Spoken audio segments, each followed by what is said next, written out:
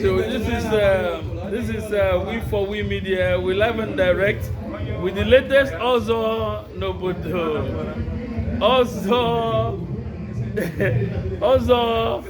onye nwa bata ọzọ nwa nọ n'akụ nze nwa nọ n'akụ.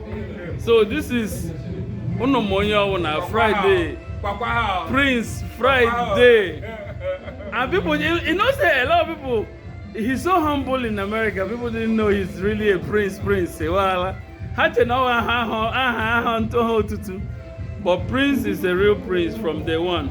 So nze nwa nọ n'akụ nke mbụ na gịnị na Luli.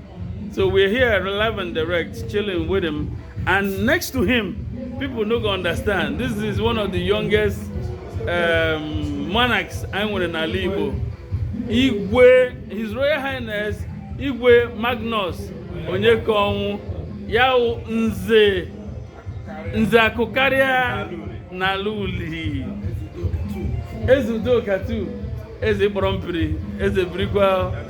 So we're here chilling with the royal people, and I'm gonna go around and introduce. I'll have our people introduce themselves. Onye can become we introduce. Abum Nze Mwadu Keji Aba Kembola Luli. Nze nwa Keji Aba Kembola Luli. Nze Brigwa o. Nze Brompiri. Nwafọ become no introduce. Onyekonwu Chinoso. Okay. Ndewo nwanne. Ịkpọrọ mpiri. Nwafọ. Because what the world is watching you. What the world is high meganga. Ya ile metata bụ anyị la echibe nwanne anyị nwoke bụ Nze Nwanọlakụ. Yes. Ta ka confirm ya. All right. Title ya, ta ka confirm ya ta. Ndewo. Ndị lebre ebe atata bụ ka mmadụ niile all the traditional rulers. Yes. No niile no luri. Zukuru ebe atata. Ka wee confirm na confirm bịa. Ịkpọrọ mpiri biko aha gị gịnị gwa. Afọ m bụ Sir Hajunus Ezeonu. Onye ji bishop ya mara. Onye na-eme ihe udo. Onye na-eme obi aṅụrị. Bishop biri. Ịchọ ka udo bata, anyị weta udo. Ịwụtachi ịkpọrọ mpiri. Birikwa nwanne, introduce yourself to the world. Hey. N'oli anyị. Na Umuri. Ịkpọrọ mpiri Igbo agbakọrọla. Umuri, capital of Igbo land. Ndewo no. Nwafọ biri o. We go gwa the world onye wu. Yes, I'm Engineer Pakasin. Engineer Pakasin. Engineer Pakasin. Yes, unu anyị na-abịa ya ka mụ. Agi rụrụ ya. Ngwa look at advertisement o. Biko no, unu na-awọndere onye rụrụ ya. Here we Engineer Pakasin. Enru dị ụyọ. And then onye chọrọ inye m soft drink. Mamshi ọ na-anị soft, ya sị m ṅụzie mmiri. Nwanne guzie mmiri. Ndewo nwanne, biko tell the world who you are. Amobo Sir Enyimba Ezeonu. Sir Enyimba Ezeonu.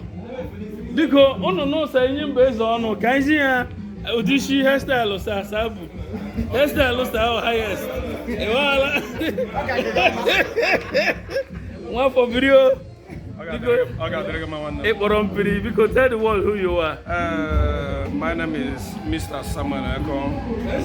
Mr. Samuel. Yeah, to witness the title of our brother. All right. Mr. Fortunatus Eko. All right. Yeah, who is confirmed as Nze Nwanọlakụ today. I love that. He's my younger brother, and we're here to witness his All right. We appreciate you. Yeah, thank you very much. God bless you, my brother. So, Africa, we're here. So, like we said, this is We for We Media. Fracas More Fire, Fuka Fuka. A fellow title holder, live and direct in Uli, Anambra State. Anna Honania.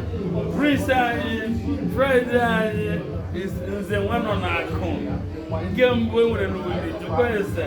we have there with the Igwe himself, and this is We for We Media. You know how we do. More fire, more fire, more fire. Fuka, fuka, fuka, fuka, fuka. Yes, I am.